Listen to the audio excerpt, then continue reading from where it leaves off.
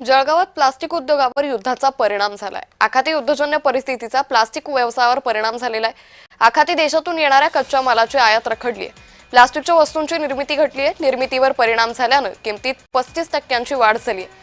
कच्च्या मालाची आयात रखडल्यानं प्लास्टिकच्या वस्तूंची निर्मिती घटली असून प्लास्टिकच्या वस्तूंच्या किमतीत 35% वाढ झाली आहे। युद्धजन्य परिस्थिती कायम राहिल्यास अजूनही प्लास्टिक उद्योगावर आणि व्यवसायावर याचा मोठा परिणाम होणार असल्याची भीती या व्यावसायिकांकडून व्यक्त केली जाते।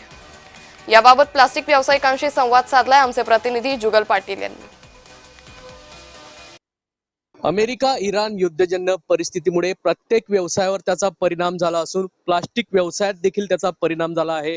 प्लास्टिक मध्ये जवळपास 30 ते 35% वाढ झालेली आहे।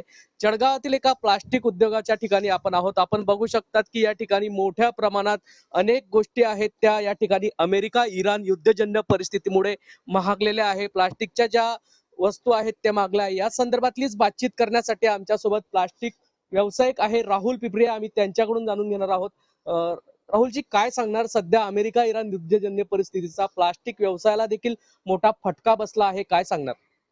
सध्याच्या अखात्य युद्धाच्या परिस्थितीमध्ये प्लास्टिक इंडस्ट्रीजवर तर भरपूर मोठा फरक पडलेला आहे। जसं की जळगावच्या चटाई फॅक्टरीज ज्या आहे ते ऑलमोस्ट 50%च्या वरती फॅक्टरीज बंद पडलेल्या आहे, कारण की रॉ मटेरियल सप्लाय नाही आहे।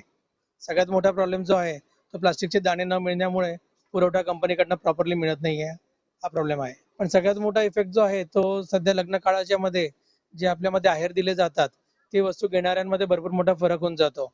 जे लोक अगोदर इमिजिएटली घेत होते, लगेच 2 वस्तू पाहिल्यावर पसंत करत होते, ते आता विचारात पडून गेले की काय घ्यावं का रोख द्यावं। प्लास्टिक वस्तूंमध्ये जवळपास 30 ते 35% मोठी भाववाढ झाली आहे। आगामी काळात जर युद्धजन्य परिस्थिती कायम राहिली तर जळगावच्या बाजारात आणखी प्लास्टिक उद्योगामध्ये प्लास्टिक वस्तूंमध्ये मोठी भाववाढ होण्याची शक्यता या ठिकाणी प्लास्टिक व्यावसायिकांनी व्यक्त केली आहे।